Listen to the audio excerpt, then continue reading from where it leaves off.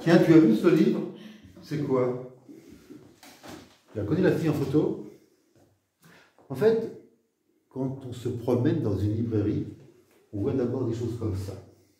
Et l'œil, la mémoire, Kavira, Kavira, ça ressemble à un prénom féminin, 6 lettres, 3 syllabes, rien de trop, il y a tout avec un K pour commencer. Itinéraire d'une missionnaire congolaise.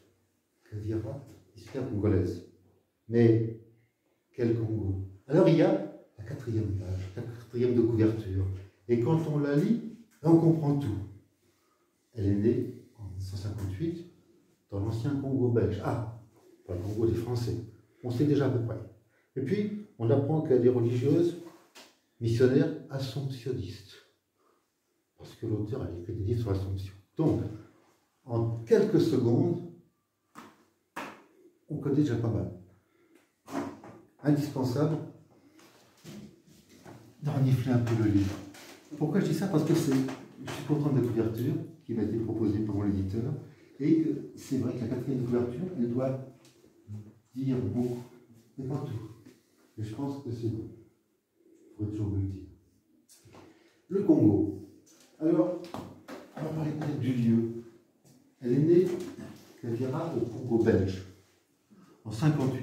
On dit tout, on livre tout. 2 ans plus tard, le Congo belge n'était plus Congo belge, mais il s'appelait le Congo Léopoldville. En 1960. En 66, on le débaptise, il devient le Congo Kinshasa. Ça fait déjà moins roi des Belges. En 71, Mobutu au pouvoir, c'est le Zaïre. Et en 97, 26 ans plus tard, il reprend plus ou moins son nom, non pas originel, mais quasiment, République démocratique du Congo. Pour le distinguer de l'autre Congo, Congo-Brazzaville, qui lui est République du Congo. C'est important parce que les 2 pays se jouent, se côtoient, et quand on est dans la capitale de l'un, on voit la capitale de l'autre, par-dessus le fleuve Congo, qui s'est appelé pendant un temps le fleuve Zaïre. Ce livre prend la suite de 2 autres que j'ai écrits sur un sujet analogue, Congo-Nil. Pourquoi Nil? Pourquoi cette référence au grand fleuve égyptien? Parce que ça correspond à une mission catholique dans le nord-est du Congo. Et parce que une rivière qui traverse 2 petits lacs de la région des Grands Lacs est une source des affluents du Nil. Vous savez qu'il y a une controverse, Nil blanc, Nil bleu, peu importe, on n'est pas là pour ça. En tout cas, ce nom Congo-Nil a été donné par des missionnaires. Alors, ce premier livre, c'est Les récits des missionnaires, 1929. Ils sont arrivés là-bas. Je me permets d'insister sur ces dates. En 1929, 4 Belges, 2 Néerlandais, 2 Hollandais, comme on disait encore à l'époque pratiquement, s'embarquent de Marseille pour rejoindre leur terre de mission qui les attend dans le Kivu. Ils mettront 27 jours. Ils partent de Marseille. C'est un vieux steamer d'avant-guerre, auto-vapeur.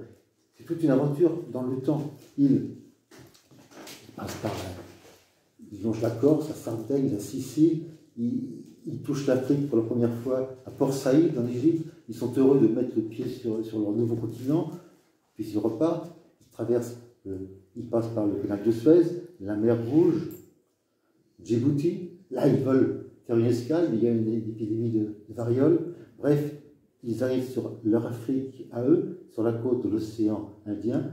Ils s'accostent à Mombasa, au Kenya. Et de là, ils vont traverser le Kenya, ils vont prendre 2 lacs, l'Ouganda, et ils vont arriver au bout de 27 jours à leur poste de mission.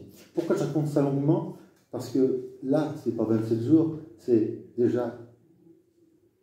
Elle n'y va pas, vu qu'elle en vient. Mais il y a eu aussi ce 2e livre, qui prend la suite, Un missionnaire au Kivu, itinéraire du père Joseph Delvorde en RD Congo, de 1968 à 2016. Alors, les missionnaires qui étaient dans le premier auraient pu être mes grands-parents. C'est une l'âge de mes grands-parents. Lui aurait pu être mon père. Et là, eh bien, à 4 ans de différence, elle pourrait être ma sœur. Donc la boucle est ainsi terminée, ma sœur. Mais je n'avais pas ma sœur. Voilà. Que dire de plus? Pas grand-chose.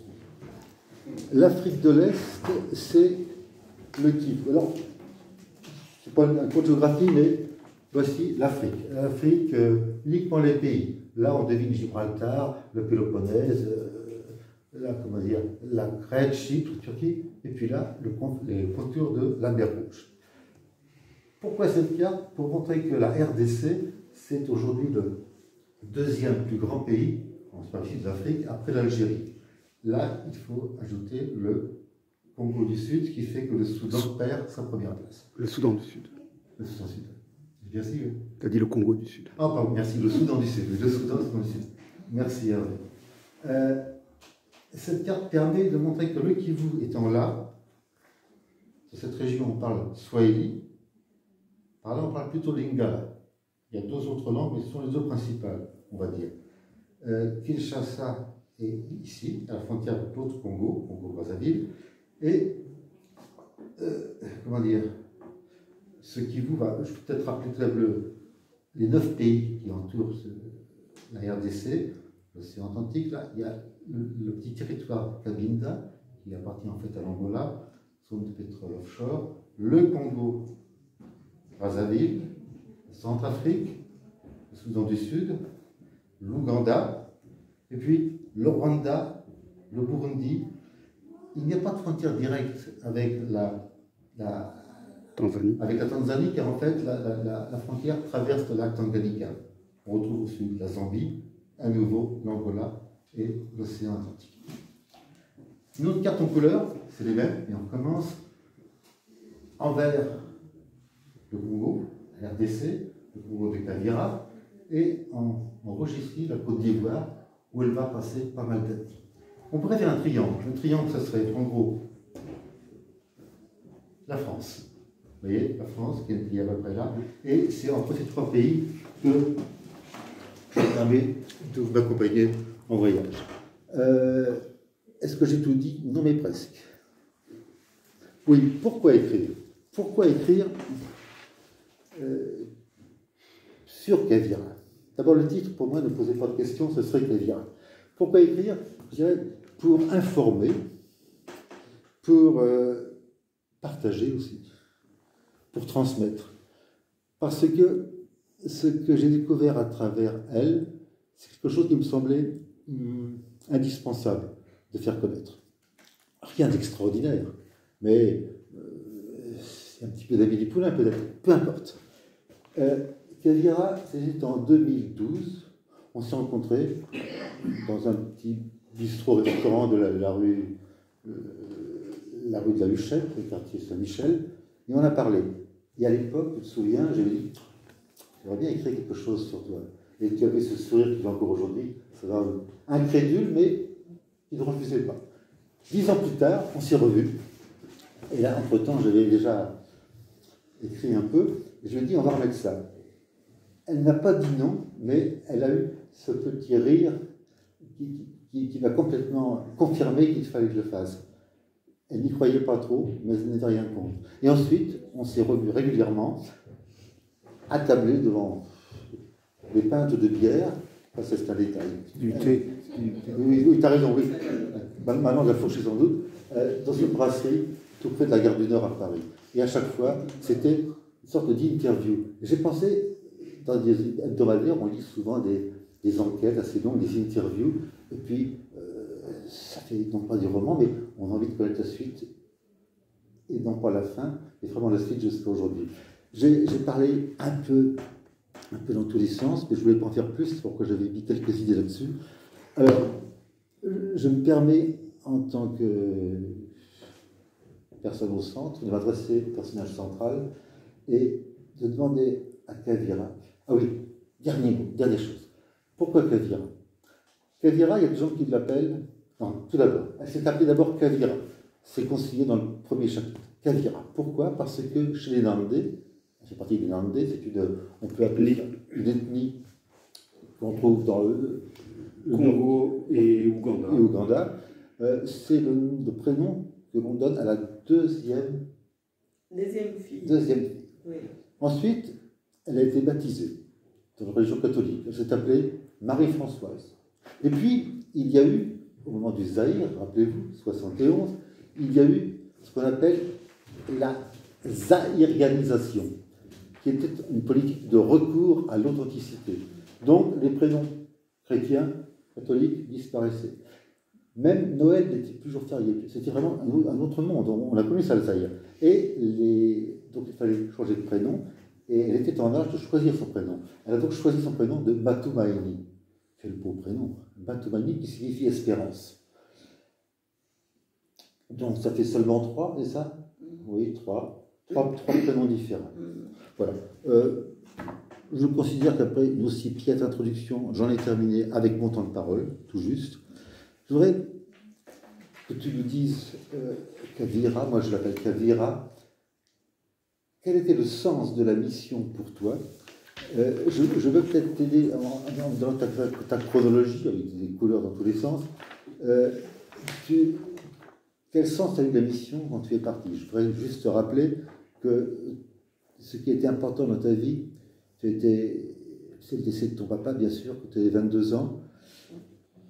Ce que je voudrais dire encore, et après j'arrête pour cette introduction, écrire des choses auxquelles on n'est pas habitué. Par exemple, à âge pratiquement égal, pour aller s'inscrire dans une école supérieure, dans un lycée, elle est partie à pied, 120 km, 2 jours.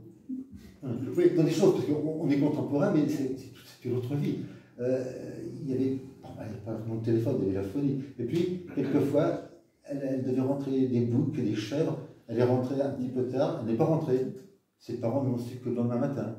En fait, c'était une autre relation, c'est l'Afrique. Et l'Afrique, c'est forcément autre chose. Alors, ce qui est intéressant, c'est qu'il y a eu ce déclic de la vie religieuse. Je ne sais pas par où tu veux commencer. Je reprends ma question. Quel est le sens de la mission pour toi? Alors, bon, merci d'abord de me passer la parole.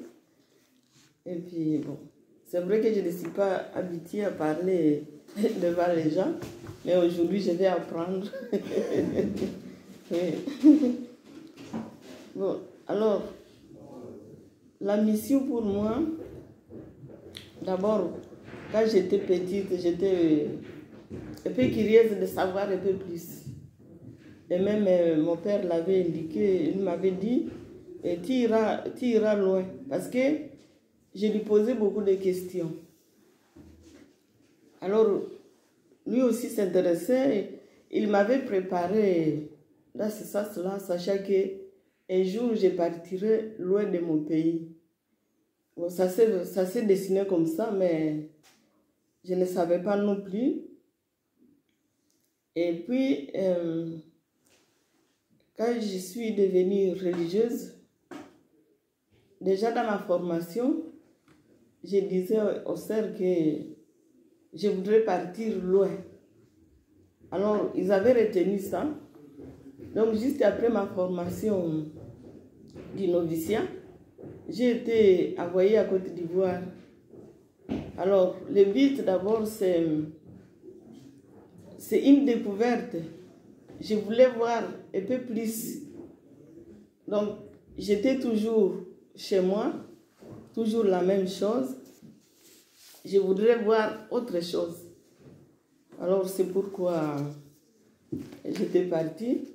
Évidemment, quand j'étais partie à Côte d'Ivoire, où j'ai trouvé, ce sont des Africaines comme moi, mais déjà, leur culture, leur façon de manger, leur façon de parler, leur comportement, c'était déjà bien différent de chez moi.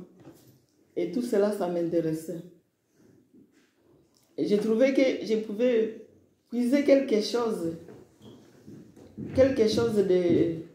d'extraordinaire de chez eux que j'admirais. Par exemple, quand nous sommes arrivés là, quand tu arrives dans une famille, on te présente l'eau.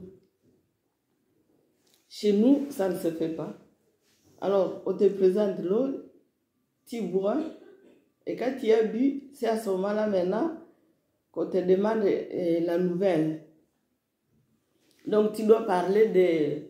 Bon, tu dois donner la nouvelle de ce qui de là où tu viens. Et puis ça continue. Alors, donc, il y a une relation vraiment qui se crée là directement. Tandis que chez moi, ça n'existait pas. Et j'ai trouvé beaucoup de sens dans cet accueil avec l'eau. L'eau, c'est la vie. Alors, donc c'est comme si c'est une bénédiction pour moi, ou bien, bon, souhaiter la vie. On me souhaite la vie. Chez moi, quand tu arrives, bon, tu fais asseoir la personne, et puis tu commences à parler, ainsi de suite. Après, tu lui demandes qu'est-ce qu'il veut boire, des choses comme ça. Mais à Côte d'Ivoire, ce n'est pas le cas. J'étais touchée aussi par leur façon, donc dans leur culture, par exemple, les funérailles. Les funérailles, ça prenait beaucoup d'ampleur que chez moi. Et là, j'ai trouvé vraiment que ce sont des personnes qui respectent beaucoup la nature. Et donc, ils mettent beaucoup d'accent sur vraiment la nature. Et donc, depuis la naissance et jusqu'à la mort. Parce que là où nous étions, on voyait, quand une femme vient d'accoucher, il y avait beaucoup de rites qu'on faisait. Et tout ça, j'étais vraiment émerveillée et j'étais contente de pouvoir de connaître tout ça. Et pour moi, c'était une formation. Donc, ça m'a formé à quelque chose. Ça m'aidait aussi à réfléchir, à me préparer peut-être à d'autres horizons. Je ne savais pas comme quoi un jour aussi je viendrai en France. Parce que bon, là c'était la Côte d'Ivoire et aujourd'hui je me retrouve en France. En France aussi j'ai trouvé beaucoup, donc la culture française. Bon, déjà on apprenait ça à l'école, à l'histoire. Et ce qui m'avait beaucoup touché, c'était la Révolution française. Bon, alors, tout ça j'ai appris à l'école, sans savoir quel jour je viendrai ici. Bon, j'étais venue évidemment comme religieuse, mais cela ne m'a pas empêché vraiment de connaître les Français. Et puis, j'ai pris plaisir aussi de rester là. Et je ne savais pas comme quoi je pouvais même travailler en France. Donc, voilà, c'est tout ça qui... Donc, ma mission était là. Alors, actuellement, je travaille dans un EHPAD chez les personnes qui ont l'Alzheimer. C'est une maladie vraiment qui est quand même curieuse. C'est mystérieux pour moi, l'Alzheimer. Et beaucoup de gens me disaient, mais est-ce que tu sauras vraiment rester avec ces gens-là? Je disais, on va essayer. Alors, ce qui m'étonne est que, bon, je viens de faire quand même 4 ans avec eux et je suis très, très habituée à eux et je n'aimerais pas les lâcher.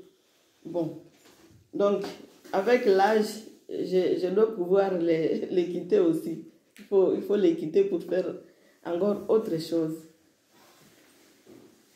Ce que j'ai constaté, c'est la présence. Il faut être présent envers ces personnes-là. Ce sont des personnes qui sont très agressives, mais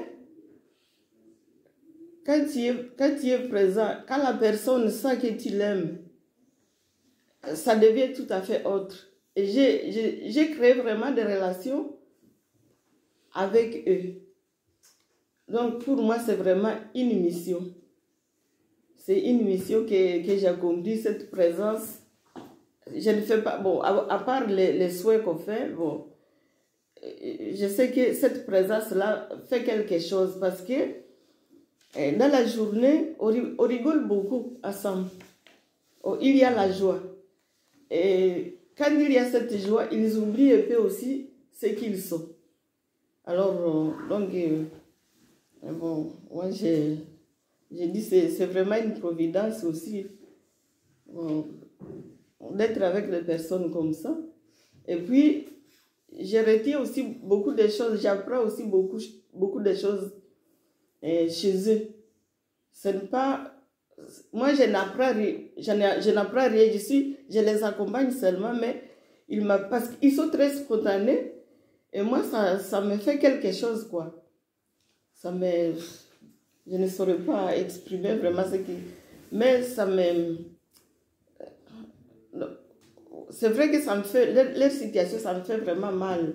Mais cette spontanéité, c'est quelque chose... Donc, c'est pour dire que la vie ne s'arrête pas à leur maladie, mais la vie continue. Donc, ce qu'ils sont, ils continuent à vivre. Donc, c'est tout ce que je peux dire vraiment pour la mission.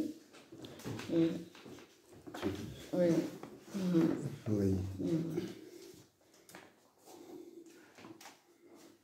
Je rappelle un peu dans les années que j'ai survolées tout à l'heure, qu'en 2000, il faut être très très simple, tu vas aller à ton deuxième congé. Non, le troisième congé c'est en 2002 que tu retournes, c'est après Cachan, que tu retournes à Béni. Oui, c'est ça. Oui. Tu retournes en RDC. Et la RDC, on va peut-être encore en parler avec Hervé tout à l'heure, la RDC c'est un pays qui est toujours en guerre. La guerre n'arrête pas. On en parle très peu, bien sûr trop peu. Pourquoi? Parce qu'il fait partie de ces pays qui sont un petit peu, ils sont pas couverts par les médias comme ils le devraient. La guerre n'a jamais cessé. N'a jamais cessé. Il y a un mois, Kavira rappelle pour m'annoncer que son neveu a été assassiné. Comme ça. Pourquoi? C'est normal. Enfin, c'est normal. Là-bas, on assassine les gens. C'est un pays où la vie n'est pas...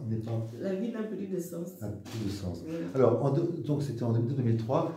Tu avais des problèmes en France, tu ne te sentais pas très bien dans ta communauté, il faut le dire, où tu étais, et tu as dit, je vais retourner au pays. Pourquoi? Parce que son pays, elle savait qu'il y avait là-bas, non seulement la misère, mais qu'il y avait le viol comme arme de guerre, le sida qui était là. Et elle s'est dit peut-être qu'elle pouvait être plus utile sur place. Et c'est là qu'elle a rencontré, je crois, Hervé. Est-ce que tu peux dire deux mots sur cette période? Ce que tu faisais, ça durait pendant 1 an et demi, je crois, avant que tu tombes à Butembo, à Béni, donc dans le nord du Kivu, tout près de la frontière. Ce qu'on appelle le Grand Nord. Le Grand Nord, avec l'Ouganda. Essaie de donner un exemple d'une journée là-bas. Donc, comme tu l'as dit, donc j'étais retournée parce que quand je voyais la pauvreté des gens, donc les gens qui sont déjà pris par la guerre là, donc bon, les gens étaient traumatisés. Alors je me suis dit, bon, je vais peut-être essayer ma présence. Bon, c'est pas faire grand chose, mais ma présence, parce que ce que je faisais, je ne faisais pas grand chose, mais j'accompagnais toujours les gens. Bon, dans la journée, par exemple, on recevait beaucoup d'enfants qui étaient mal nourris, parce que bon, la vie coûtait très cher, et les enfants étaient toujours malades. Et comme là aussi, c'est un pays où il y a beaucoup de malaria, donc ils faisaient le paludisme, ils avaient beaucoup d'anémie.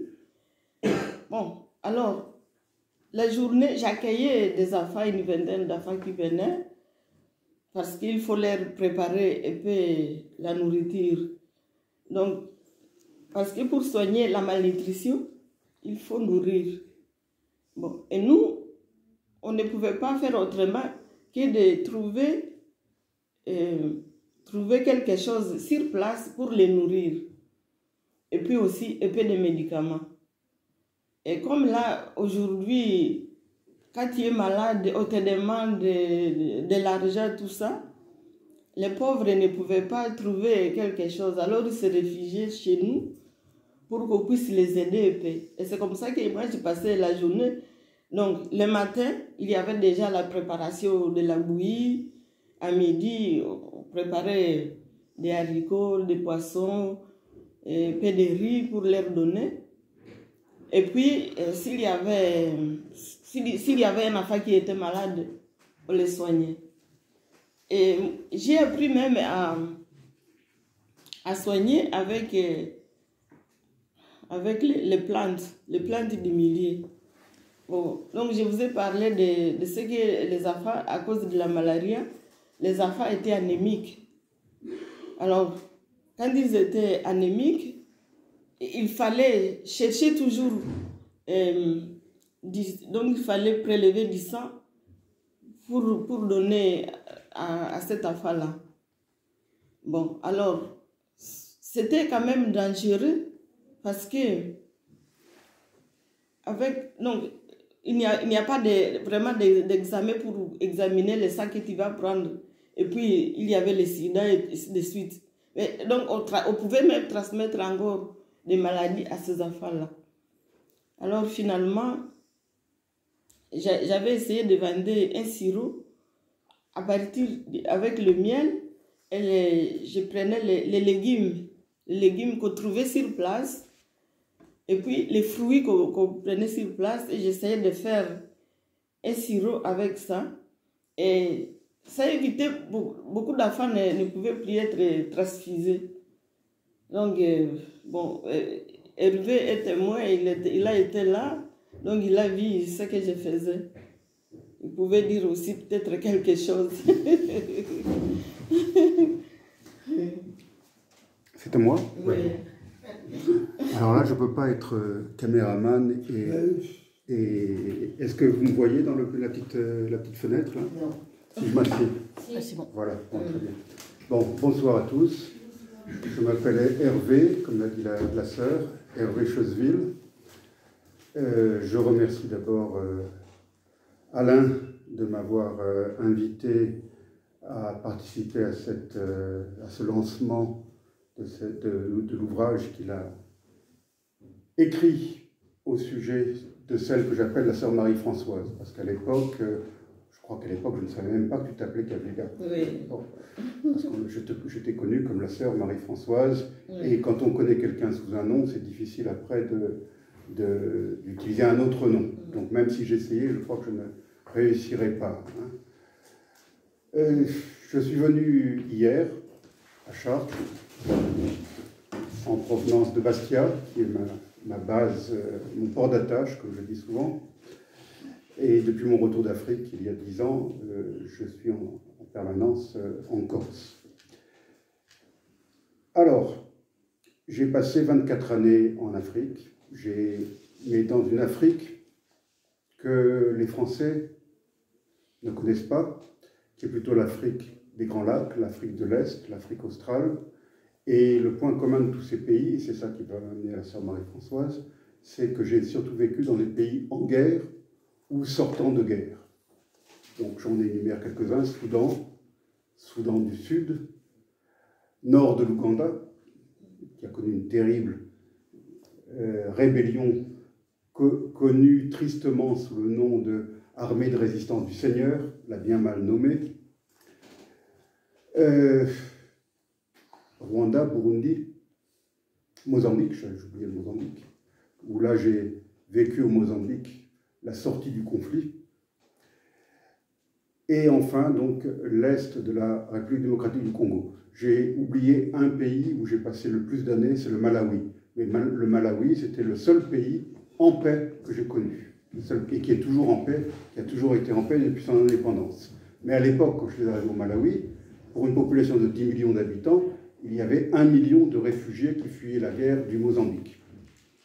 Quand on parle de problème de l'immigration en France, là-bas, au Malawi, il y avait donc 10% de la population qui était étrangère, et dans certains districts, ils étaient la majorité. Je ferme la parenthèse. Donc, les hasards de mes contrats avec différentes organisations ont fait qu'un beau jour, je me suis retrouvé à Béni. Et à Béni, il n'y avait pas d'hôtel, et j'ai trouvé l'hospitalité dans la maison d'hôte, si je puis dire, sa maison d'hôte, maison d'accueil, Oui. de cette communauté religieuse de Béni. Et c'est là que j'ai fait la connaissance de la sœur Marie-Françoise. Alors, la sœur Marie-Françoise, je la trouve assez pudique dans sa manière de décrire son parcours, parce qu'elle n'a pas prononcé une seule fois le mot guerre. mot guerre. Je vous ai dit que la plupart des pays où j'ai vécu en Afrique pendant 24 années étaient des pays soit en guerre, soit sortant de guerre. Et la caractéristique de l'Est de la République démocratique du Congo, c'est que depuis 1996, il y a la guerre. Nous sommes en 2024. Faites le compte. Presque 30 ans. De guerre incessante. Qu'on appelle parfois rébellions, et qui sont en fait des fausses rébellions. Je dis souvent que si le Congo avait la même géographie que Madagascar, c'est-à-dire si le Congo était une île, rêvons un peu, si le Congo était une île, eh bien le Congo serait en paix, parce que les Congolais ne veulent pas la guerre. La guerre leur a été imposée par leur géographie, c'est-à-dire par leurs voisins. On ne choisit pas ses voisins. L'Allemagne sera toujours la voisine de la France. Et on connaît les vicissitudes de l'histoire entre ces deux pays qui n'ont pas toujours été le couple franco-allemand tant vanté. Les deux pays se sont haïs et ont causé du malheur, beaucoup de malheur l'un chez l'autre. Parce que ça a marché dans les deux sens. Ce n'est pas seulement l'Allemagne qui a causé le malheur en France, mais à l'époque de Napoléon et autres, c'était le contraire. La guerre de 30 ans et j'en passe. Bon, le Congo, Kinshasa, a le malheur d'avoir un voisin qui s'appelle le Rwanda et d'avoir un autre voisin qui s'appelle l'Ouganda. Et toutes ces guerres, depuis 1996, sont venues de ces deux pays. Ça, on ne le dit pas suffisamment. On parle de rébellion, on parle parfois de rébellion Tutsi, de Tutsi congolais, de je ne sais pas quoi, mais en fait, il faut appeler un chat un chat. Au Congo, nous avons eu une double invasion en 1996, en provenance de l'Ouganda et du Rwanda, qui s'étaient coalisés pour s'emparer de l'Est du Congo, et finalement, vu que le régime de Mobutu, qui était pourri de l'intérieur, s'est écroulé, ben, ils sont arrivés jusqu'à Kinshasa. Et ils ont installé au pouvoir l'homme qu'ils avaient eux-mêmes choisi, qui était marchand de poissons séchés et trafiquant de chanvre à Kinshasa, et qu'ils ont improvisé comme porte-parole d'abord de la soi-disant rébellion congolaise, et qui, arrivé à Kinshasa, et ben, il est devenu président de la République démocratique du Congo. Je veux parler de Laurent Désiré Kabila. Mais Laurent Désiré Kabila s'est rappelé que quand même il était congolais, donc avant tout, et à un moment il s'est retourné contre les gens qui l'avaient fait roi, et il a cherché à les chasser du Congo. Ça a provoqué la Deuxième Guerre en 1998, parce que le Rwanda de Paul Kagame et l'Ouganda de Yoweri Museveni ne voulaient pas l'entendre de cette manière, et ont déclenché une seconde opération, une répétition. Parce que le mot répétition, retenez bien ce mot, parce que depuis 1996, on a une répétition. C'est toujours le même scénario, plus ou moins, qui est rejoué. Et on l'appelle différemment. En 1996, on l'avait appelé AFDL. En 1998, on l'a appelé RCD. Aujourd'hui, on l'appelle M23. Mais c'est toujours la même chose. C'est toujours une fausse rébellion congolaise. Alors on prend, je vous ai parlé de ce marchand de poissons séchés et trafiquant de chanvre qu'on a improvisé chef de rébellion. Alors on cherche à prendre un ou deux Congolais d'origine pour servir de vitrine, mais derrière, il y a des soldats ougandais, des soldats rwandais. C'est à nouveau ce qui se passe en ce moment. Et elle a été très pudique aussi, ou du moins toi, quand tu as parlé du neveu de la sœur Marie-Françoise, tu as dit qu'il a été assassiné. Mais là aussi, il faut appeler un chat un chat. Il a été assassiné par qui? Par le M23, c'est-à-dire par les soldats rwandais qui avaient envahi le village d'origine, la localité d'origine de la sœur Marie-Françoise, et où ils ont perpétré des crimes de guerre. Pourquoi justement ces crimes et le besoin de ne pas laisser se payer? On vante souvent la propreté et la beauté de Kigali, la capitale du Rwanda, avec ses buildings modernes, futuristes. Je vais vous apprendre quelque chose. À Kigali, il y a un quartier, justement, très moderne, que les Rwandais, par dérision, ont appelé, devinez comment, Merci Congo. Le quartier de Merci Congo. Voilà. Ça veut tout dire, ça, c'est du cynisme rwandais, n'est-ce pas? Dans toute sa sa beauté. Merci Congo, ça veut tout dire, j'ai tout expliqué là. Parce que le Rwanda est un petit pays, dépourvu de ressources, bon, qui est béni des dieux parce qu'il a beaucoup d'eau, beaucoup de forêts, il est très fertile, etc., etc. Mais c'est reste un petit pays qui n'a pas de ressources minières. Tandis que le pays voisin a tout. On a qualifié le Congo de scandale géologique. Et pas seulement géologique, parce qu'il a aussi des ressources naturelles. C'est-à-dire que le Congo, si le Congo était bien géré, et s'il avait des voies de communication, Marie-Françoise a parlé de malnutrition, on ne pourrait pas avoir de malnutrition au Congo. Parce que quand dans une partie du Congo, parce que le Congo est à cheval sur l'équateur, n'est-ce pas?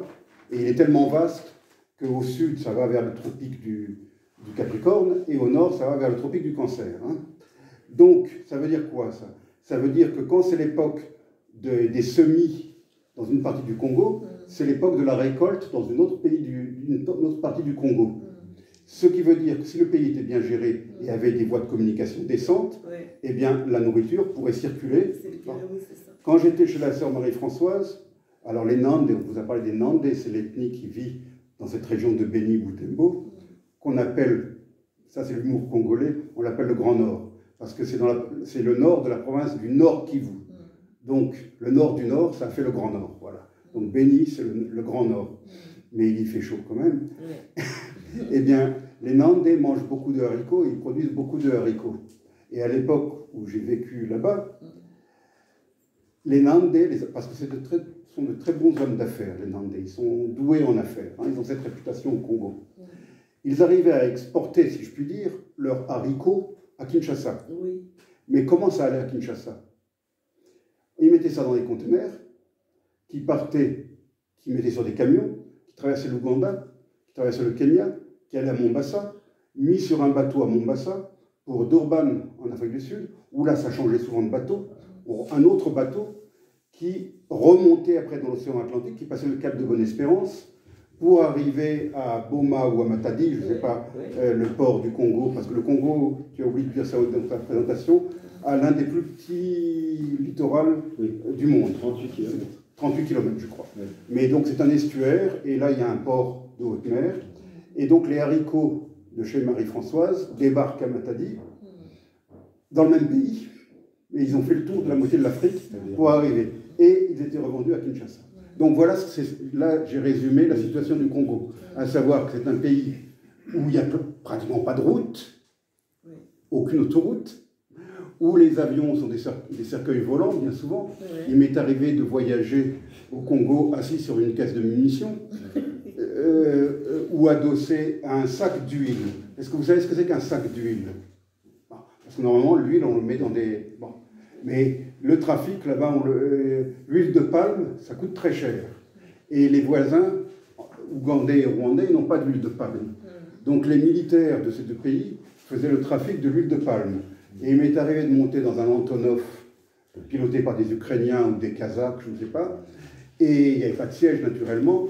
Mais dans l'arrière, il y avait des sacs d'huile. C'est-à-dire qu'ils utilisaient des sacs de polyéthylène remplis d'huile de palme. L'huile de palme, c'est assez compact. Hein, c'est pas vraiment... C'est liquide sans être vraiment... C'est pas comme de l'huile végétale. Hein. Et lesquels sacs de polyéthylène étaient emballés dans des sacs de jute. Alors ça sentait l'huile de palme, et pendant tout le vol, j'étais adossé à mon sac de jute plein d'huile de palme. Bon, mais c'était peut-être mieux que d'être assis sur une caisse de munitions, ce que j'ai fait aussi. Donc voilà, le Congo, pas d'avion, et puis ça coûte très cher, on peut se déplacer. Pour aller de Beni, enfin de Butembo à Kinshasa, ça coûte à peu près aussi cher que pour venir en Europe, hein, en avion, et pas de route. Il y a eu des routes à l'époque coloniale, mais ces routes n'ont pas été entretenues depuis l'indépendance. J'ai connu des vieux missionnaires à Bukavu qui me disaient qu'à l'époque des Belges, on pouvait aller de Bukavu à Kisangani dans la journée. Oui. Aujourd'hui, il faut des jours, des semaines pour faire ce trajet. Bon, je crois que j'ai assez parlé. Je vous ai décrit... Deux mots sur le sous-sol et le coltan, peut-être. Oui, alors, vous avez tous dans vos mains, et moi le premier, des téléphones. Vous avez tous chez vous un ordinateur. Et pour tout ça, il faut du coltan. Rentrez, monsieur, s'il vous plaît, venez vous asseoir. Le coltan, c'est 2 syllabes qui sont une abréviation de colombo-tantanite, je crois. Hein. C'est-à-dire, c'est un double minéral qu'on utilise pour la fabrication des microprocesseurs, etc. Ne me demandez pas de vous expliquer, je n'y connais rien, je ne pourrais pas l'expliquer. Mais bref, ce que je sais, c'est qu'on a besoin de ça pour les téléphones portables, et les téléphones portables sont apparus dans les années 90, et ce que j'ai constaté, puisque moi j'étais sur le terrain à l'époque, c'est que quand les cours du coltan chutaient, la guerre se calmait. Il y avait moins de combats. Mais que quand les cours flambaient, aussitôt les combats reprenaient. C'était directement lié. C'est-à-dire que ces grandes compagnies, je n'accuse personne, qui ont besoin de coltan, directement ou indirectement, je dirais pour être politiquement correct, indirectement, financer à travers le Rwanda et l'Ouganda des seigneurs de la guerre pour contrôler les mines de coltan où ils faisaient travailler des enfants pour la plupart du temps. En français du Congo, on t'a oublié de dire une chose aussi, c'est que le Congo est le plus important par la population pays francophone au monde. La RDC a complètement largué la France. Hein. C'est beaucoup plus peuplé que la France aujourd'hui, presque 2 fois plus peuplé que la France. Ils ne sont pas tous vraiment francophones, mais enfin, la langue officielle, c'est le français, la langue de l'éducation, c'est le français congolais. Et en français congolais, il y a un mot il y a beaucoup de mots très savoureux, mais le mot de creuseur. Qu'est-ce que c'est qu'un creuseur? C'est souvent un gamin qui creuse pour trouver le coltan, pour trouver la cassitérite. Vous savez ce que c'est que la cassitérite? Ça vous dit quelque chose, cassitérite? Non. Eh bien, si on n'avait pas de cassitérite, vous ne pourriez plus cuisiner, puisque c'est avec ça qu'on fabrique les casseroles. C'est avec ça qu'on fabrique les boîtes de conserve. La cassitérite rentre dans la composition. Donc, l'industrie mondiale a un grand besoin de cassitérite. Et la cassitérite se trouve où? Ça se trouve dans l'est de la RDC. Entre autres. Donc, un sous-sol scandaleusement trop riche. Diamant, pétrole maintenant. Le lac Albert est plein de pétrole en dessous. Le gaz, que le Rwanda, alors que le lac Kivu appartient aux 2 pays, mais le Rwanda, depuis des années, a commencé à l'exploiter, alors que ce gaz appartient aux 2 pays, normalement. Pareil pour le pétrole du lac Albert, c'est l'Ouganda qui l'exploite, alors qu'il appartient aux 2 pays. Un mot sur la MONUC, la MONUSCO, les casques bleus, ce qu'ils ne font pas. À l'époque de la MONUC, ça veut dire mission des Nations Unies pour le Congo. Les Congolais l'avaient surnommée par dérision Monique. Pas MONUC, Monique. Et elle était très impuissante. Il y avait des soldats qui venaient d'Uruguay, par exemple, qui ne parlaient pas un mot de français et encore moins de swahili, et ils étaient gentils avec les enfants, ils s'amusaient. Les Pakistanais, c'était des bons soldats. C'était des soldats vraiment, des soldats de métier. J'ai développé un certain respect pour les soldats pakistanais là-bas, parce qu'ils faisaient leur boulot, je dirais. Mais pareil, il y avait la barrière de la langue. Un Pakistanais au Congo, qu'est-ce qu'il fait, hein? Donc, la MONUC, qu'on a renommée après MONUSCO, qui est une opération des Nations Unies qui a coûté très cher, et c'était la plus grande opération de maintien de la paix des Nations Unies, qui dure depuis 2003, de mémoire, je crois, les accords de paix de Sun City, n'a pas réussi à assurer la sécurité des populations et n'a pas réussi à ramener la paix, en tout cas. Sinon, ça se saurait. Hein. Et là, elle est en train de se retirer parce qu'elle a fait la preuve de son impuissance. Et je dirais que le bilan, pour paraphraser quelqu'un, est globalement négatif. C'est-à-dire quel avenir on peut attendre à court terme? Alors, je ne veux pas disculper les politiciens congolais, dont certains d'ailleurs ont joué le jeu de l'ennemi. Il y en a un qui est en train d'être jugé à Paris, en ce moment, qui a été arrêté lors d'un passage à Paris. Et j'ai été invité d'ailleurs à... Enfin, bref, j'ai fait une déposition il y a quelques temps, parce que je trouvais que je connaissais un petit peu le problème. Donc j'ai été entendu. C'est pas la première fois que je le fais, mais ça m'est arrivé plusieurs fois. Je suis même allé à la Cour pénale internationale. Donc les politiciens congolais ont certainement nui à leur pays, beaucoup d'entre eux en tout cas, Oui. et ont fait le jeu des agresseurs. Mais malgré tout, l'origine du problème congolais se trouve à Kigali. Donc réglons le problème à Kigali, et par voie de conséquence, la paix reviendra au Congo. C'est ce que je crois profondément. Et justement, comment expliquez-vous que le choix international ait été fait contre le Congo pour le Rwanda? Toutes les puissances occidentales, et même d'autres, ont choisi le Rwanda contre le Congo. Comment vous expliquez ça?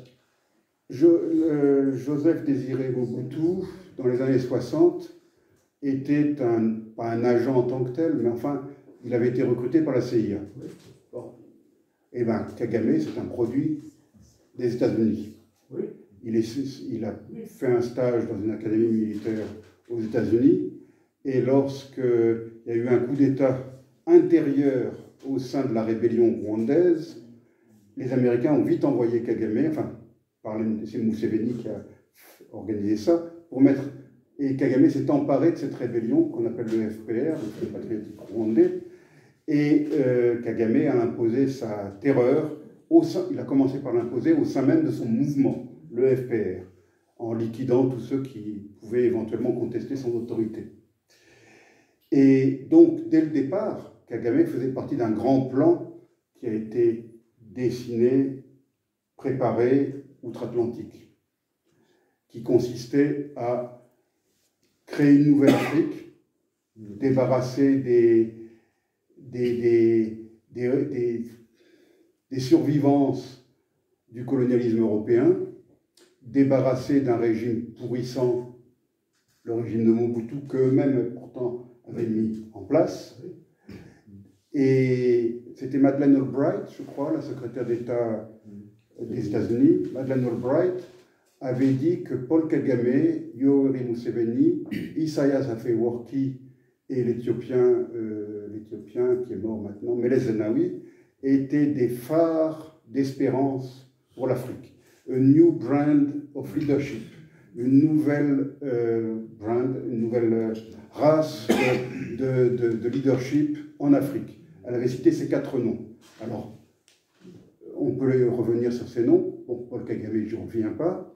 Il est arrivé au pouvoir en n'hésitant pas à déclencher l'apocalypse dans son propre pays. Et ensuite, il a transmis cet apocalypse dans le pays voisin, la RDC. Il a contribué à la déstabilisation du Burundi également. Yoweri Museveni, qui est je dirais le père de Kagame, le père politique de Kagame, eh bien lui aussi, il est arrivé au pouvoir par la force, et c'est un autocrate qui est encore au pouvoir. Quand il a prêté serment en 86, il avait dit qu'il ne resterait pas longtemps au pouvoir, qu'il passerait la main très vite. En 86, faites le compte, ça fait combien de temps? Il est toujours au pouvoir aujourd'hui, et il est en train de préparer l'accession au pouvoir de son fils. Kagame fait la même chose côté Rwanda. Meles Zenawi, il est mort depuis, mais lui aussi, ça a été un autocrate qui a régné sur l'Éthiopie, qui a mené une guerre très sanglante contre l'Érythrée, ce qui m'amène à parler d'Isaias Afewerki, qui peut être le moins connu des 4, mais que tout le monde devrait connaître, Isaias Afewerki, parce qu'il est au pouvoir en Érythrée depuis l'indépendance de son pays en 91. Il n'y a jamais eu d'élection. Ils ont un service militaire à durée indéterminée pour hommes et femmes, garçons et filles. Et après, on s'étonne, on parle de l'immigration en France. Ah tiens, c'est bizarre. Parmi ces immigrants illégaux, il y a à peu près un tiers d'Érythréens. Pourquoi? Voilà. L'origine du problème est là. Et l'autre tiers vient d'Éthiopie. Et l'autre tiers encore de Somalie. Voilà. C'est le triangle de l'horreur de la Corne de l'Afrique qui amène le problème de l'immigration en Europe. Donc c'est bien beau de chercher à régler le problème de l'immigration, mais il faudrait d'abord ramener un peu de stabilité et de paix et de décence, je dirais, mais ce n'est pas à nous de le faire, bien sûr. L'époque du colonialisme est révolue, mais si l'Érythrée avait un autre type de régime. Si la Somalie n'était pas à feu et à sang depuis 1991, il y aurait certainement moins de problèmes d'immigration sur les côtes italiennes et européennes et grecques et autres. J'ai répondu à la question ou pas? Oui. On comprend mal quand même. Comment se fait-il que les puissances occidentales aient pris comme point d'appui Merci de me rappeler contre le Congo? Merci de me remettre sur le droit fil de ma pensée. Alors qu'ils auraient pu aussi bien prendre appui sur le Congo, qui est le pays le plus... Alors les choses sont en train de changer. Les États-Unis, la Grande-Bretagne ont commencé à comprendre, surtout en Grande-Bretagne depuis le changement de gouvernement, il n'y a pas très longtemps, ces deux pays commencent à prendre un peu leur distance avec Paul Kagame et commencent à essayer d'améliorer les relations avec la République démocratique du Congo. Il y a quelques jours, il y a eu le grand sommet triannuel, je crois, Chine-Afrique. Et là, presque tous les pays d'Afrique, sauf le Swaziland, qui a toujours des relations avec Taïwan, étaient représentés, et il y avait une vingtaine de chefs d'État. Mais parmi ces chefs d'État, les Chinois ont fait le tri. Qui aurait l'honneur de rencontrer le grand leader Xi Jinping? Ce n'est pas tous les chefs d'État qui ont eu cet honneur. Quel est le premier chef d'État avec lequel Xi Jinping s'est entretenu sous les caméras du monde entier et dans le grand hall avec tous les drapeaux et tout ça, enfin toutes les dorures du palais du peuple à Pékin? C'est le président Tshisekedi de la République démocratique du Congo. Il a également rencontré le président de Djibouti. La Chine, mais c'est un tout petit pays, Djibouti, confetti, mais il y a une base chinoise à Djibouti. Il a rencontré le président des Comores, 3 petites îles au milieu de l'océan Indien.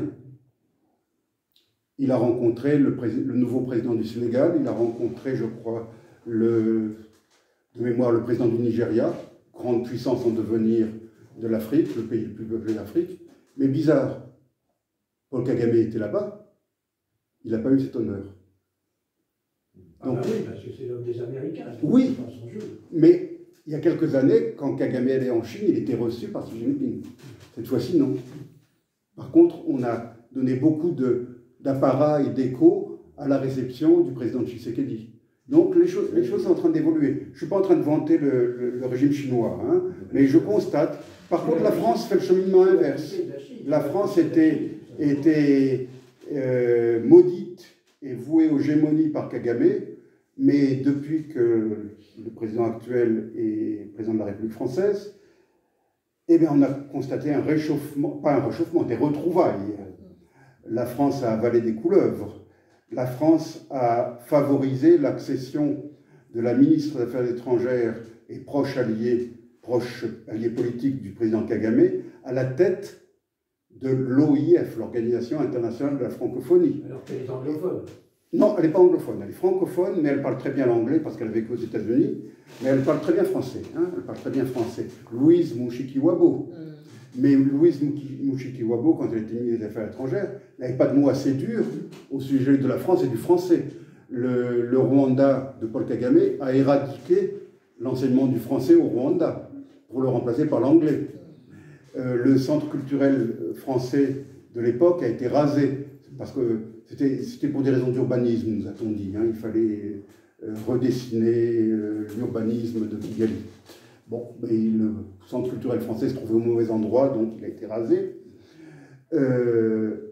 Eh bien, l'interlocuteur, parce que la France est en pleine déconfiture en Afrique, la France s'est fait virer du Mali, du Niger, du Burkina Faso, qui étaient pourtant des pays avec lesquels la France avait des relations très étroites. Et ça est en train de se gâter avec le Sénégal depuis l'arrivée au pouvoir du nouveau président. Centrafrique, ça a été très mal, ça se réchauffe un peu maintenant, mais ça a été très mal. La milice Wagner a remplacé les Français en Centrafrique. Eh bien, le nouveau point d'ancrage de la politique française en Afrique, devinez ce que c'est le Rwanda de Paul Kagame. Voilà. Donc le nouvel appui de Paul Kagame s'appelle Emmanuel Macron. C'est vraiment dommage. Des demandes de parler. On peut redire aussi, on aurait pu parler des enfants soldats auquel Hervé a consacré un J'ai livre. été démobilisateur d'enfants soldats, entre autres activités dans ma vie. Kadogo, enfant des guerres d'Afrique centrale, avec des descriptions des rapports Voilà. accablant. C'était mon premier livre, ça il est sorti en 2003, parce que j'ai oublié de préciser que je suis un auteur. J'ai une douzaine d'ouvrages à mon actif. Et dans le deuxième ouvrage que vous voyez ici, tiens, tu peux le montrer, il y a un chapitre qui est consacré à qui? À la sœur Marie-Françoise. Donc, j'ai été le premier, mon cher Alain, à écrire sur notre héroïne. Il est sorti en 2006, celui-ci. Voilà, on a commencé avec Kavira, ou sur Marie-Françoise, c'est la même personne, on peut encore, en quelques minutes, poser peut-être des questions précises à Kavira sur ce qu'elle continue de vivre, sur ce qu'elle a vécu.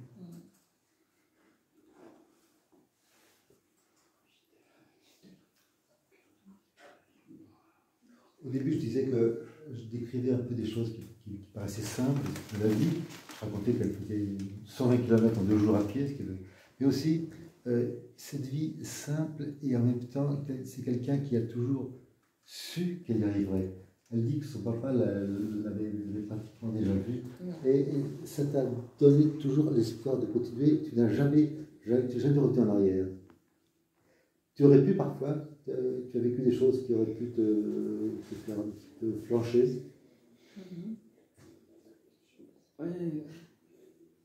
Bon, c'est vrai que bon, là, je peux parler un peu de la vie religieuse, bon, qui n'est pas toujours. Bon, je ne peux pas dire que c'est Un long fleuve tranquille. Oui, ça n'a pas été toujours du miel. Donc là, je me suis battue beaucoup. Mais bon, je ne sais pas comment j'arrive vraiment à résister. Parce que j'ai passé quand même des moments très très difficiles. On peut le dire vraiment, bon, est-ce qu'il faut vraiment continuer ou pas? Mais je ne sais pas par quelle force aussi. J'ai essayé d'être arrêté pour vraiment essayer de me conscientiser. Et puis, je ne saurais pas expliquer comment aujourd'hui j'arrive vraiment à continuer. Mais c'est vrai que j'ai affronté beaucoup de difficultés. Mais c'est parce que, bon, je peux dire que je suis une femme qui se bat, je me bats beaucoup. Vraiment jusqu'à la fin, quoi. On appelle ça une battante.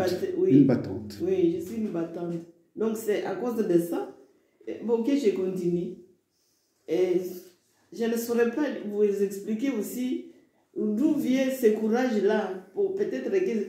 Parce que les Kavira chez nous, ce sont des femmes batteuses qui savent... ils savent combattre vraiment pour arriver à quelque chose. Il faut que tu arrives à quelque chose.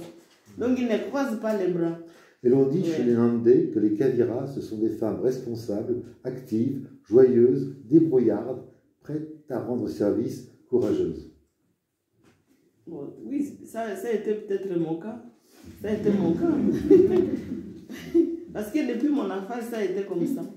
Et même peut-être ce que vous avez déjà lu dans mon livre, par exemple, les jours où les deux boucs m'avaient entraîné dans la brousse, je ne voulais pas lâcher. Si c'était une autre personne, il allait dire non, bon, je suis quand même très loin, il lâche, mais moi, je ne sais pas pourquoi. Je disais non, je vais arriver vraiment à les attraper et à revenir à la maison. Tu avais 10 ans, les gars. Oui, j'avais. 10 ans, dans la nuit, avec de l'eau et 2 boucs à aller rechercher. Et puis, donc, j'étais préoccupée, je disais, les chèvres là sont très... Quand ils vont se lâcher, ils iront abîmer la récolte d'autrui. Et c'est mon père encore qui va payer. Alors je t'aimais. Il ne faut pas que... Donc voilà. Alors, ça a été aussi mon caractère comme ça. Ouais. Un épisode aussi qui qui m'a beaucoup plu, beaucoup touché, c'est quand, avec Hervé, dans Béni, tu allais très vite, même la nuit, en moto, lui était devant, toi tu étais derrière, tu as donné ton sang, je crois, Hervé, pour soigner jusqu'au bout un petit garçon qui s'appelait Patrick. Il n'a pas survécu, mais tu lui as apporté une joie sur la fin. C'est des passages assez poignants et forts. Oui, je le vois en Patrick. Donc c'était un petit garçon qui était toujours anémique. Et d'ailleurs, quand Hervé voyait que je cherchais un donneur, alors il m'avait demandé, est-ce que tu peux essayer de voir mon groupe sanguin? Je précise que je suis donneur universel. Oui, c'est ça. Alors, donc, ça facilite les choses. Oui, c'est ça. Alors, c'est comme ça que donc j'ai pris le sang de Hervé pour pouvoir transfuser cet enfant, dans l'espoir vraiment de pouvoir le guérir. Et l'enfant aussi, il s'est senti comme si j'étais sa deuxième mère. Parce qu'il avait rejeté sa mère, il me disait, ma mère ne m'aime pas. Il m'avait rejeté, c'est pourquoi je suis arrivée dans cet état. Mais moi, je vois que toujours tu viens vers moi pour essayer de m'aider pour guérir. Alors, donc, moi, j'aimerais guérir.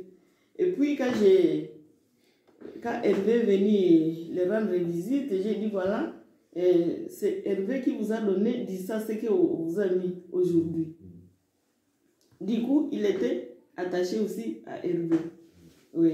Alors, à un moment maintenant, comme il avait vraiment une maladie inguérissable, bon, à un moment, on a eu l'espoir parce qu'il y avait, là au centre où on travaillait, il n'y avait presque rien. Donc, il a fallu se référer ailleurs. Donc, on est allé à l'hôpital. C'est un hôpital de protestants, mais qui avait quand même un peu plus de matériel et on pouvait vraiment l'aider. Et là, c'est comme ça que, bon... On a fait le diagnostic. Oui, même ça demandait la permission de mes supérieurs. Nous avons pris la part, Hervé et moi, on a pris la part. On est parti sur les motos parce que, bon, c'était le moyen plus facile pour arriver. Et puis, c'est là où on a hospitalisé la femme. Donc, voilà. Donc, j'ai été toujours dans des courses comme ça. Oui. C'est un de ces souvenirs marquants que je n'oublierai jamais. Oui. Je n'ai jamais oublié Patrick. Oui. J'ai vécu une expérience similaire au Soudan du Sud, aussi un enfant qui n'a pas survécu. Et ça, c'est le genre de choses qu'on ne peut pas oublier. Oui. Je suis profondément marqué. Parce que juste avant sa mort, donc, chaque matin, je partais là pour aller voir comment la nuit s'est passée, ainsi de suite. Alors, ce jour-là, on m'avait dit, il me faut encore 10 ans. Bon, alors, j'ai regardé Patrick et j'ai dit, bon, est-ce que tu peux venir, on peut aller manger quelque chose? Il a dit oui. On est parti dans la cantine de cet hôpital-là. Alors, il a choisi des choses qu'il veut. Et puis, on a partagé ça ensemble, on a mangé. Alors, c'est là où il a dit, est-ce que tu vas téléphoner à Hervé? À ce moment-là, tu étais parti... À Kampala. Oui. Est-ce que tu peux téléphoner à Hervé? J'ai dit oui. Alors, donc c'était pour nous dire adieu. Il a dit vraiment, tu vas les saluer beaucoup. Bon, c'est vrai que j'aimerais guérir, mais bon, je ne sais pas. Et puis, donc, j'ai senti qu'il était vraiment très, très attaché. Et puis, quand on avait fini de manger ensemble, on est parti encore pour maintenant les soigner. Et c'est là quand on a voulu les transfuser. Le premier goutte, je crois qu'il y avait une incompatibilité. Je crois qu'ils n'ont pas bien regardé. Premier goutte, directement, c'était arrêt cardiaque. Et c'était fini. Et c'était le sang de qui, le premier goutte? Hein? C'était une personne, je ne sais pas si c'était un inconnu que... Moi, on m'a dit tout simplement qu'on va les transfuser. C'était à l'hôpital protestant. Oui. Oui, non. Avec Sosa, il a survécu pendant au moins 3 semaines, même 1 mois. Et c'était un garçon il avait quoi, 8 ans 12 ans. 12 ans. Il avait Il en 12 faisait ans. 8, il en faisait 8. Mais physiquement, il en faisait 8. Oui, oui. Mais qui avait je dirais une certaine... un raisonnement, enfin une certaine maturité. Oui, C'était un garçon qui raisonnait. oui, oui, c'est ça. Qui Oui. était capable Mm. de réfléchir. Et Oui, oui. Et toutes ces femmes et jeunes filles victimes de viol. Ça, j'aime pas travailler beaucoup. Ça, j'aime pas travailler beaucoup avec. les victimes de viol. Mm. Ben là, on pourrait simplement mentionner le nom du docteur Denis Mukwege, Oui. Le réparateur. qui a eu le prix Nobel de la paix, hein, coloréat, avec une jeune fille irakienne, comment on appelle cette religion minoritaire en Irak, là, qui a été particulièrement persécutée par l'État islamique. Hein. Enfin, bref, c'était 2 coloréats. Yazidi, c'était une jeune fille yazidi qui avait été violée par les terroristes de l'État islamique. Et donc le docteur Mukwege, grâce à ce prix Nobel de la paix et d'autres prix qu'il a eu, il a eu le prix, je crois, des droits de l'homme de l'Union européenne et d'autres récompenses, il a acquis une renommée internationale. Il avait lui-même créé un hôpital à Bukavu, au sud de Bukavu, à Panzi. Et il est devenu, grâce à sa renommée internationale, que lui a valu son travail, bien sûr, et les récompenses internationales, il a été reçu par tous les grands chefs d'État du monde, à l'ONU, etc. Ça lui a permis d'être le porte-voix de toutes ces femmes violées, parce que depuis 1996, il y a eu plusieurs générations de femmes congolaises qui ont été violées par toute cette soldatesque qui a déferlé sur l'est du Congo depuis le Katanga, depuis le territoire du Katanga, du Tanganyika au Katanga, jusqu'à l'Ituri et toutes ces femmes qui vivent encore aujourd'hui dans la terreur. Et les femmes sont elles qui vont chercher de l'eau, chercher du bois pour faire du feu pour nourrir la famille, et qui sont donc, on a parlé des longues marches de la Sainte-Marie-Françoise, mais c'est le lot de toutes les filles et de toutes les femmes africaines, et congolaises en particulier, qui font de longues distances, et quand on marche sur de longues distances dans la brousse, on est vulnérable. Et cette soldatesque dont je parle en a largement profité. Viol comme arme de guerre. Viol comme arme de guerre. Mais c'est pire que des viols, parce que, enfin, je ne veux pas donner de détails, Oui, c'est trop épouvantable. Mais il y a eu des exactions sexuelles contre les femmes, contre les filles, et souvent d'ailleurs des viols de mères en présence des filles, et ensuite c'est les filles qui ont été violées en présence de leur mère, etc. Mais dans des conditions épouvantables, épouvantables. Si ce n'est, c'est horrible ce que je veux dire, mais si ce n'était qu'un viol, ça serait horrible, mais c'est bien pire que ça. On n'a plus beaucoup de temps, peut-être des questions très rapides, ponctuelles, pour Kavira, Hervé. Alain, dont c'est la fête aujourd'hui. Saint-Alain. Il fait tout, il fait tout. Lequel était un bienheureux, je confirme. Ouais.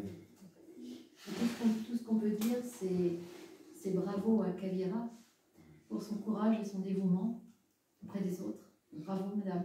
Son beau sourire, son optimisme. Et son dévouement pour nos anciens touchés par Alzheimer aujourd'hui. Pour en avoir eu dans ma famille, je sais que c'est un travail très compliqué et usant. Monsieur, bravo aussi à vous pour l'aide que vous avez apportée aux Africains. Merci. Je reviens à ça, je résume en simplifiant si je peux le faire. Elle ne comprenait pas pourquoi, on ne comprend pas pourquoi elle ne peut pas être utile à son propre pays, parce qu'elle a fait un des vœux, elle s'est engagée dans une congrégation, et finalement, elle retrouve auprès des unités, précisément Alzheimer, cet autre sens de sa mission. Finalement, ce sont deux situations très difficiles, très dures, c'est différentes, mais elles retrouvent cette intensité que tu peux donner dans ton aide. Oui. Et ça t'aide aussi à être réjoui, si je puis dire. Car tu es toujours réjoui. Oui, ça me fait naître, comme je l'avais mentionné. Ouais. Donc ça me donne toujours une vie nouvelle, c'est toujours renouvelé. Donc, et je ne savais pas combien et comment je pouvais rester avec ces gens-là d'Alzheimer. Et je peux dire qu'ils me passionnent aussi. Bon, et actuellement, je suis en vacances, je vais faire 2 semaines. Ça être avec eux. Mais quand j'arrive, je dis, ah, mais où est-ce que tu étais? Tu nous as manqué vraiment, où est-ce que tu étais? Bon, alors, donc, en tout cas, j'essaie de créer vraiment une relation. Au lieu, les soins deviennent relation. Et je trouve que cet échange est vraiment formidable. Et pour moi, c'est vraiment une amitié aussi. Et puis, ce qui m'a toujours étonné, bon, il y a des personnes qui meurent, quoi. Bon, si par hasard je suis là, je vois la personne me prend, elle essaie de m'embrasser dans son état là. Il dit merci, merci. Bon, je n'ai jamais compris, quoi. Bon, et bon, c'est comme ça que je suis. Bon, je ne peux pas dire autrement. C'est magnifique.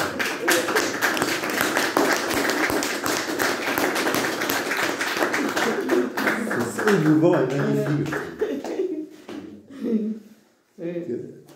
Quel message d'espoir. Oui, bon, ça prend le sens de mon prénom de Matoumaïni, Espérance. Espérance, oui. Prénom qu'elle a choisi elle-même. Oui, oui. Donc voilà, il y a toujours de l'espoir. Oui. C'est le message, je crois. Oui, oui. Après t'avoir entendu après, tous les développements qu'Hervé a donnés. Oui. Je rends l'antenne. Ouais.